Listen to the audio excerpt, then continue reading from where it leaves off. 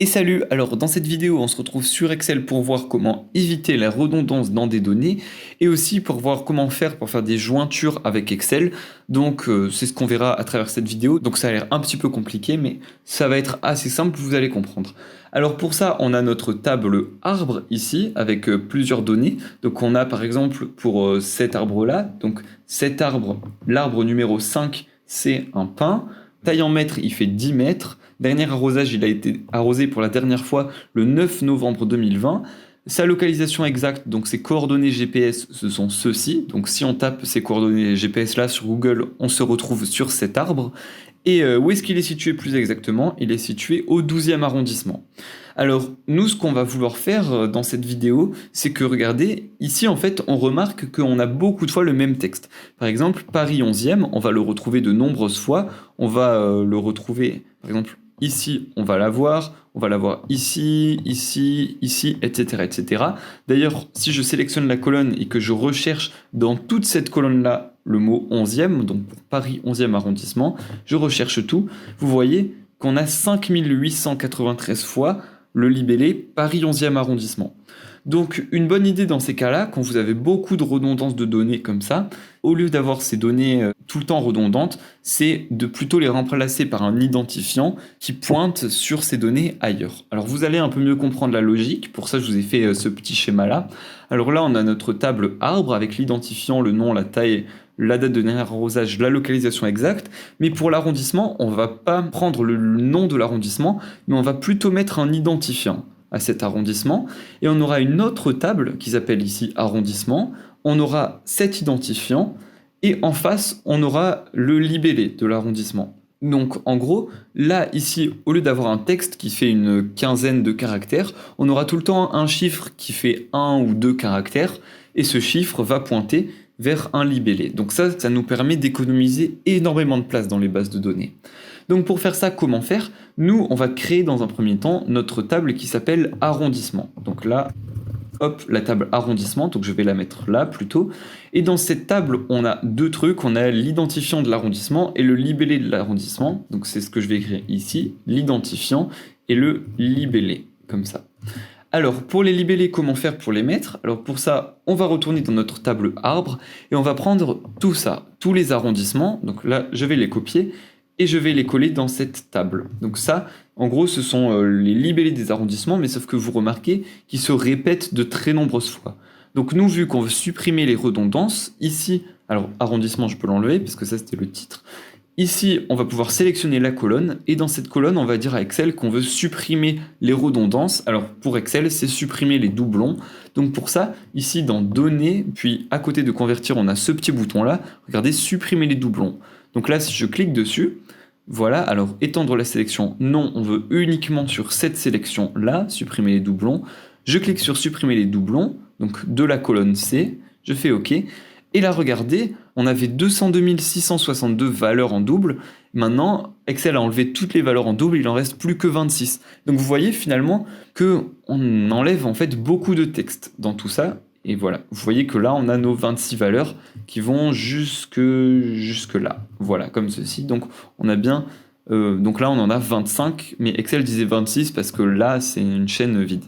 Donc je vais pouvoir prendre ces 26 valeurs et les couper sous le libellé, comme ça. Donc là, nos libellés, ce sera Paris 11e arrondissement, Seine-Saint-Denis, Hauts-de-Seine, 18e, 12e, etc. Donc là, on a le libellé, et en face du libellé, on va ajouter un identifiant. Donc là, on aura 1, 2, 3, etc. Et donc je peux étirer ça, donc je double-clique ici, et ça va incrémenter l'identifiant jusqu'en bas, donc jusqu'au 25e. Donc vous voyez que finalement, on avait beaucoup de textes et on se retrouve plus qu'avec 25 textes, donc c'est plutôt intéressant. Et donc là, ce qu'on va vouloir faire, c'est remplacer ici, dans la table arbre, le libellé, donc Paris 11e arrondissement, on va vouloir le remplacer par l'identifiant, donc là, Paris 11e arrondissement, c'est le numéro 1. Donc là, au lieu d'avoir Paris 11e arrondissement, je veux avoir le numéro 1. Par exemple, ici, au lieu d'avoir Paris 13e arrondissement, alors Paris 13e arrondissement, on voit que c'est le numéro 10, et bien là, je vais avoir, par exemple, ici, le numéro 10.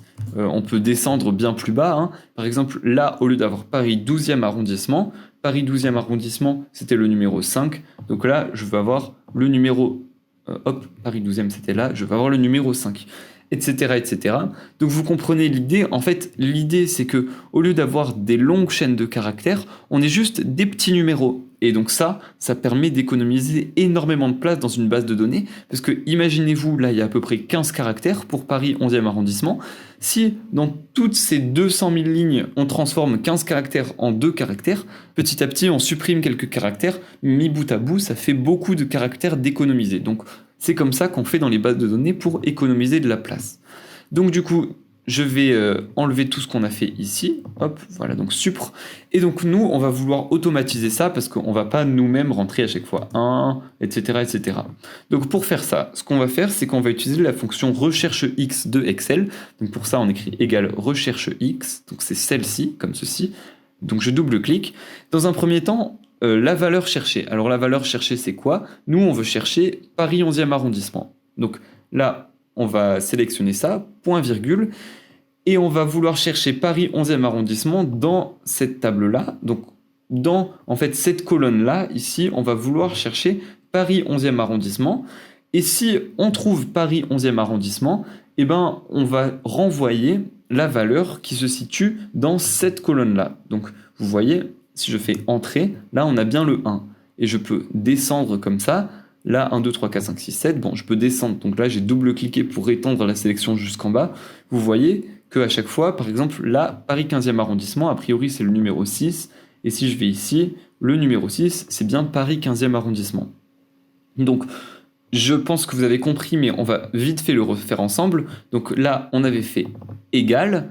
On veut chercher la valeur Paris 11e arrondissement. On veut la chercher dans les libellés qui sont ici.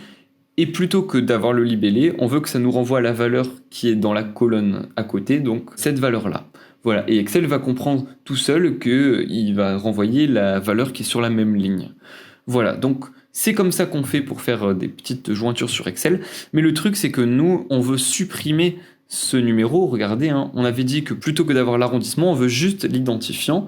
Donc pour ça, on peut supprimer tout ça. Mais le problème, c'est que si on supprime tout ça, là, ça va remplacer par des zéros. Pourquoi? Parce que ce que va faire Excel, c'est qu'il va rechercher la valeur vide. Donc ça, vous voyez que c'est pas bon. Il n'y a pas de valeur vide dans notre table arrondissement. Donc du coup, ce qu'il va falloir faire, c'est qu'il va plutôt falloir prendre ces données, on va les copier et on va coller uniquement les valeurs. Donc quand je fais coller uniquement les valeurs comme ceci, comme ça quand je double-clique ici, j'ai pas de fonction, j'ai directement la valeur. Là regardez, j'avais la fonction, là j'ai directement la valeur. Ce qui fait que si je supprime cette colonne ou si je supprime cette colonne, ça change rien parce que là on a des valeurs qui sont figées en quelque sorte. Donc je peux supprimer ces deux colonnes là. Et donc là, maintenant, on a ID arrondissement, comme ceci. Donc finalement, dans cette base de données, on a réussi à un petit peu la simplifier, puisque au lieu d'avoir une base de données avec une table qui contient beaucoup d'occurrences, on a une base de données avec une table qui contient que des occurrences de chiffres, mais du coup, ça économise beaucoup de données. Et si on veut faire nos jointures un peu plus tard, alors là c'est assez facile, puisqu'on n'a que 25 valeurs. Donc par exemple, si je veux savoir l'arrondissement, par exemple numéro 10, quel arrondissement c'est, là je peux chercher assez facilement. Le numéro 10, c'est le 13e arrondissement. Mais imaginons qu'on avait, je sais pas, 200 valeurs, on n'irait pas chercher manuellement les 200 valeurs. Donc pour ça, on aurait pu faire une jointure avec Excel. Donc pour ça, par exemple, je peux faire ici égal. Donc on va à nouveau utiliser la fonction recherche x, donc c'est cette fonction-là, comme ceci. On veut chercher la valeur, donc cette valeur 10 ici, on veut la chercher dans le tableau qui se situe ici, donc on veut la chercher parmi les identifiants et on veut qu'Excel nous renvoie donc ce qui est en face, donc on veut qu'il nous renvoie le libellé, je fais Entrée et là on voit bien que Excel nous dit que 10 c'est le 13e arrondissement et bien sûr je peux à nouveau étirer, ça fonctionne dans les deux sens. Donc ce sera un petit peu comme ça qu'on fera pour faire des jointures. Alors ça, c'est la manière de faire des jointures avec Excel, mais on verra un peu plus tard qu'en langage de base de données, on peut aussi faire des jointures. Ça fonctionne à peu près de la même façon. Donc là, je pense que vous avez compris que finalement, quand on a un numéro ici, du moment qu'on a bien la correspondance entre le numéro et le libellé, on peut se permettre d'avoir que le numéro, on ne va pas perdre beaucoup de données. Alors, j'ai une petite remarque. Là, vous auriez aussi pu supprimer les correspondances. On voit qu'on a plusieurs fois platane. D'ailleurs, si je fais CTRL F et que je cherche platane, comme ceci, et que je recherche tout, et ben on voit qu'on a 42 000 fois un platane, donc c'est beaucoup. Donc là aussi, on aurait pu supprimer la redondance, mais là, j'ai quand même tendance à être un peu plus sceptique, moi, personnellement, à supprimer la redondance, parce que, comment dire, le nom de l'arbre, c'est quelque chose qui le caractérise quand même beaucoup, tandis que l'arrondissement, c'est pas tant quelque chose qui le caractérise beaucoup. Donc c'est pour ça, moi, si je faisais une base de données, j'aurais peut-être tendance à laisser le nom de l'arbre. Je sais pas, ça après, ça dépend des gens, on peut le laisser, on peut ne pas le laisser, mais disons que comme c'est vraiment une caractéristique intrinsèque, j'aurais un petit peu de mal à l'enlever. Donc ça, après, vous ferez en fonction de ce que vous dit votre prof ou si vous commencez à prendre l'habitude à faire des bases de données, en fonction de votre ressenti ou de votre habitude. Enfin voilà. Alors d'ailleurs, pour la taille en mètres, on pourrait être tenté de supprimer la redondance, sauf que je pense qu'il n'y aurait pas beaucoup d'intérêt, parce que là, on a déjà des chiffres. Remplacer des chiffres par des chiffres, ça a un moindre intérêt, j'avouerai, sauf si c'était des chiffres, genre comme ça, vous voyez. Mais là, vu que c'est des petits chiffres, remplacer des petits chiffres par des petits chiffres, je pense pas que ça ferait économiser beaucoup d'espace dans la base de données. D'autant plus que, à nouveau, la taille en mètres, c'est une caractéristique intrinsèque à l'arbre. Donc, à nouveau, moi, j'aurais plutôt tendance à la laisser. Donc voilà. Là, ici, on remarque qu'il n'y a pas de redondance du tout. Bah, pourquoi? Parce que là, cette localisation-là, si je la recherche partout, donc je fais rechercher tout, on l'a qu'une seule fois. Donc là, il n'y a aucune redondance sur la localisation. Il n'y a aucune redondance sur l'identifiant unique, bah, parce qu'il est unique, hein, c'est logique. Et pour la date, c'est un petit peu pareil que pour le nom, finalement. La date, pour moi, je le considère comme une caractéristique vraiment intrinsèque à l'arbre. Donc c'est pour ça que j'aurais peut-être du mal à supprimer les redondances au niveau de la date. Mais après, voilà, encore une fois, c'est en fonction de chacun. Alors toujours dans l'optique de voir comment supprimer des doublons, mais cette fois-ci à l'échelle d'une table, je vous propose qu'on se retrouve avec ces données-là. Alors on avait vu il y a quelques vidéos déjà comment faire pour avoir des données. Du coup, on peut par exemple s'imaginer qu'il s'agisse d'une liste de clients avec leur prénom, leur nom, leur adresse, leur numéro de téléphone, mais aussi leur identifiant qui nous permet pour nous de les caractériser. Alors, un premier enjeu, ça pourrait être de se dire que si on a deux personnes qui s'appellent de la même façon, donc qui ont le même prénom, le même nom et qui habitent au même endroit, eh ben, si on a deux numéros de téléphone différents, on peut se dire que cette personne a deux numéros de téléphone et que du coup, on a envie de n'en garder qu'un seul. Là, typiquement, regardez, on a quelqu'un qui s'appelle Paul Meunier et qui habite au 35 rue Pierre-Motte. Et en dessous, on a aussi quelqu'un qui s'appelle Paul Meunier et qui habite au 35 rue Pierre-Motte. Alors, bien sûr, hein, ça, c'est moi qui l'ai mis pour que ce soit facile. Et du coup, regardez, ce Paul Meunier de 35 rue Pierre-Motte, eh ben, on a deux numéros de téléphone pour lui. Et donc, dans cet exemple-là, on va s'imaginer que si on a deux numéros de téléphone à lui, c'est qu'on a, par exemple, un numéro de téléphone d'entreprise et un numéro de téléphone personnel. Et du coup, là, quand on a deux numéros de téléphone, eh ben, on va vouloir n'en garder qu'un seul. Autrement dit, on va supprimer, par exemple, cette ligne. Nous, on ne veut plus ça, vous voyez? Et même, on va supprimer toute la ligne entière, supprimer. On a envie de faire ça, mais pour toutes les données. Donc, ce qu'il faut faire, alors je fais retour ici, ce qu'il faut faire du coup, c'est qu'il faut aller dans Données, ici, et puis dans Supprimer les doublons, donc je clique ici, et du coup, nous, on aimerait bien supprimer des lignes à chaque fois qu'on a le même prénom, le même nom et la même adresse. Donc ici, on aimerait bien supprimer des lignes quand on a le même prénom, le même nom, la même adresse, et je vais décocher numéro de téléphone et ID. Du coup, OK. Et là, vous voyez que ça a supprimé 4 valeurs. Et donc, typiquement, ici, sur les deux Paul Meunier 35 rue Pierre-Motte qu'on avait, il n'en reste plus qu'un. Alors ça, c'était une première méthode pour supprimer des doublons. Maintenant, on peut s'imaginer un cas de figure un peu différent. On peut s'imaginer, par exemple, que quand on a deux personnes qui s'appellent pareil et qui habitent à la même adresse, eh ben, s'il nous a donné deux numéros de téléphone, ça veut dire qu'il y a un des deux numéros de téléphone qui marche pas. Par exemple, là, Paul Meunier 35 rue Pierre-Motte, il nous a donné ces deux numéros de téléphone-là, et là, on peut par exemple s'imaginer que s'il nous a donné ces deux numéros de téléphone-là, il y en a un des deux qui ne fonctionne pas. Du coup, ce qu'on aimerait bien faire, nous, ce serait en fait à chaque fois qu'on a quelqu'un qui s'appelle pareil et qui habite au même endroit, eh ben, ce serait tout simplement de l'afficher. Et comme ça, on aurait une liste de personnes identiques avec, d'un autre côté, leur numéro de téléphone. Et à chaque fois qu'on a plusieurs numéros de téléphone, on peut tous les essayer et voir lequel fonctionne. Et du coup, on supprimerait les autres. Alors pour faire ça, nous, on va utiliser la mise en forme conditionnelle, mais je vous propose qu'on fasse un mini-exemple pour bien comprendre cette mise en forme conditionnelle. Alors là, je vous ai mis juste une petite liste de prénoms et de noms, et donc si on sélectionne cette liste et qu'on veut chercher les prénoms identiques, par exemple là, Paul, Julie, Martin, Amélie, Amélie, là vous voyez qu'on a deux fois Amélie, on aimerait bien du coup afficher Amélie. Alors pour ça, il faut aller dans mise en forme conditionnelle, puis règles de mise en surbrillance des cellules, et puis valeur en double.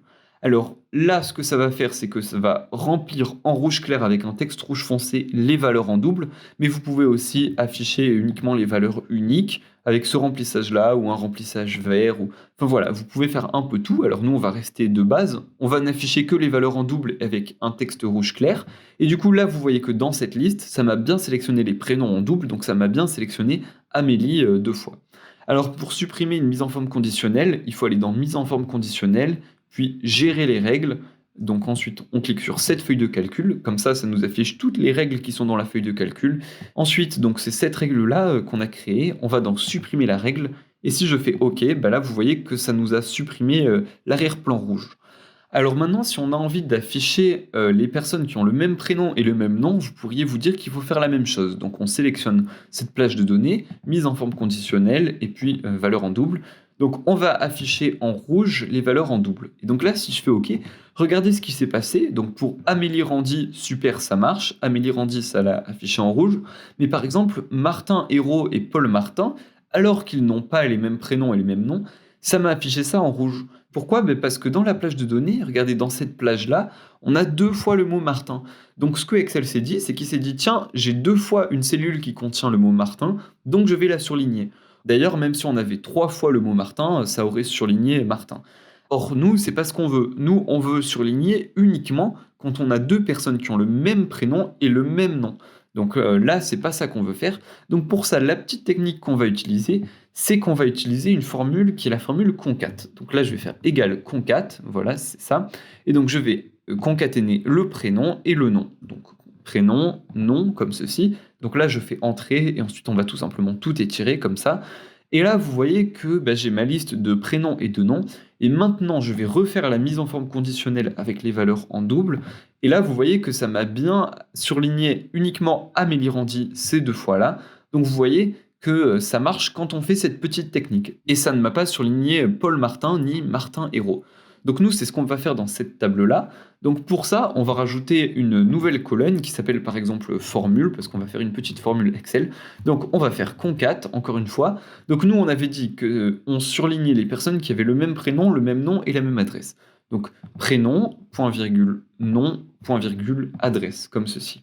Et là, je fais entrer et vous voyez que ça nous a concaténé tout simplement Paul Meunier, 35 rue Pierre Motte. Alors une petite remarque, c'est quand même que moi j'aime bien garder un petit séparateur entre les champs. Par exemple, là on a Paul Meunier, 35 rue Pierre Motte, mais si on décide de garder ces données-là et puis de redissocier cette cellule-là, on peut pas. Alors moi ce que j'aime bien faire, c'est que j'aime bien par exemple mettre un petit caractère entre les valeurs. Donc entre Paul et Meunier, on aurait quelque chose, et entre Meunier et 35 rue Pierre Motte, on aurait quelque chose. Par exemple, donc là, vous voyez, je peux ajouter le caractère et. A priori, c'est un caractère qu'on ne retrouve pas souvent. Et puis, pareil, entre Meunier et son adresse. Donc là, je rajoute le petit caractère et. Et donc là, vous voyez que ça m'affiche Paul et Meunier et 35 rue Pierre Motte. Donc comme ça, si un jour on a cette cellule-là et qu'on a envie de rescinder les données, on peut le faire simplement avec, comme on a vu dans une vidéo précédente, données, convertir, et puis on sélectionnerait le symbole et. Alors du coup, là, ce qu'on a dit à Excel, c'est tout simplement, tu me concatènes B2, donc B2, c'est le prénom. Ensuite, tu ajoutes le caractère et. Ensuite, tu me mets C2, donc tu me mets le nom de famille. Ensuite, tu me mets le caractère et ensuite, tu me mets D2, donc l'adresse. Voilà. Et donc, encore une fois, je peux étirer cette formule. Donc, je double-clique ici. Voilà, j'ai étiré. Et là, on va faire comme on a vu tout à l'heure. Donc, pour ça, on va dans Accueil, puis Mise en forme conditionnelle, règle de mise en surbrillance des cellules, valeur en double, comme ceci. Et donc là, ça va m'afficher en rouge à chaque fois qu'il y a une personne qui a le même prénom, le même nom et la même adresse.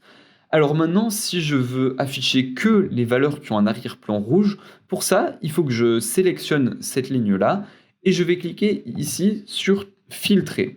Donc là, ce que ça va faire, c'est que ça va m'ajouter un petit champ. Vous voyez que là, j'ai un petit champ qui est apparu. Et là, je peux faire plein de trucs. Je peux faire des tris, je peux faire plein de trucs. Mais nous, ce qu'on va faire, c'est qu'on va faire filtrer par couleur. Et du coup, on va vouloir afficher uniquement les champs qui ont un arrière-plan, donc une couleur de cellule qui est de cette couleur-là. Donc là, je clique. Et donc là, vous voyez que je n'ai plus que des cellules avec des arrière-plans rouges. C'est ce qu'on a demandé à Excel. Et donc plus spécifiquement, ici, ces arrière-plans rouges correspondaient à chaque fois qu'on avait des personnes qui avaient le même nom, le même prénom, la même adresse. Et donc là, c'est bien ce qu'on a. Regardez, par exemple, là, Paul Meunier, 35 rue Pierre-Motte, on l'a 2 fois.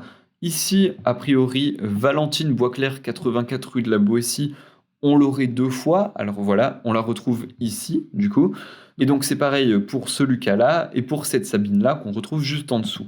Alors une petite remarque, c'est que si les données, on avait envie bien de les afficher, parce que là vous voyez qu'elles sont un peu dans le désordre, hein, si on avait vraiment envie de les afficher les unes à la suite des autres, que du coup Valentine et Valentine soient au même endroit, ici on aurait pu tout simplement trier de A à Z, ou de Z à A, peu importe, et comme ça, là vous voyez que on a à chaque fois les données identiques qui sont juste à côté, donc là, etc., etc. Alors maintenant qu'on a ça, eh ben, il nous suffirait tout simplement à chaque fois d'appeler manuellement chacun des numéros. Donc pour Lucas Meunier qui habite au 42 rue Roussy, on appellerait ce numéro-là, puis ce numéro-là, et celui qui décroche pas, eh ben, tout simplement, par exemple si c'est ce numéro-là qui décroche pas, eh ben, on le supprimerait manuellement comme ça. D'ailleurs là vous remarquez que l'arrière-plan est passé en blanc puisque maintenant il n'y a plus de doublons. Et pareil pour Paul Meunier, par exemple si c'est ce numéro-là qui décroche pas, on le supprimerait, etc., etc. Donc vous voyez que là, on a supprimé tous les doublons, donc tous les arrière-plans sont en blanc, puisque du coup, il n'y a plus de valeur en double. Maintenant, si on avait envie de tout afficher, de tout réafficher, et bien pour ça, on cliquerait ici sur le bouton filtrer, et puis on effacerait le filtre ici, donc on clique ici, et là vous voyez qu'on retrouve toutes nos données. Alors on peut les retrier par identifiant, hein, pour que ce soit comme tout à l'heure, donc trier du plus petit au plus grand, et comme ça, voilà, on a les données qui sont bien triées.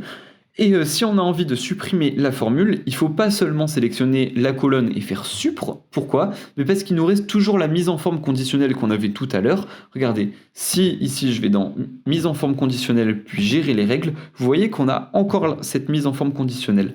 Alors on pourrait la supprimer comme ça, et là on n'aurait plus de mise en forme conditionnelle. Ou sinon ce qu'on pourrait faire, eh ben, c'est tout simplement que là on sélectionne toute la colonne, et puis on va dans effacer, et puis effacer tout. Comme ça nous supprime à la fois les valeurs des cellules, mais également la mise en forme conditionnelle. Alors maintenant, si vous avez envie de supprimer cette petite encoche-là, eh ben vous cliquez tout simplement sur filtrer et puis sur filtrer, comme ça, et là vous voyez que ça a tout enlevé. Voilà, et là on a réussi à supprimer les doublons au sein de la table. Voilà, donc j'espère à travers cette vidéo sinon que vous aurez bien compris comment faire pour supprimer les redondances, dans quel cas le faire et pourquoi. Donc si c'est le cas, vous pouvez lâcher un petit like, ça fait super plaisir. Si vous avez des questions ou quoi, bien sûr, vous pouvez les laisser dans les commentaires. Et nous, on se retrouvera dans les vidéos suivantes pour parler des logiciels qui sont faits pour manipuler des bases de données. Du coup, à tout de suite.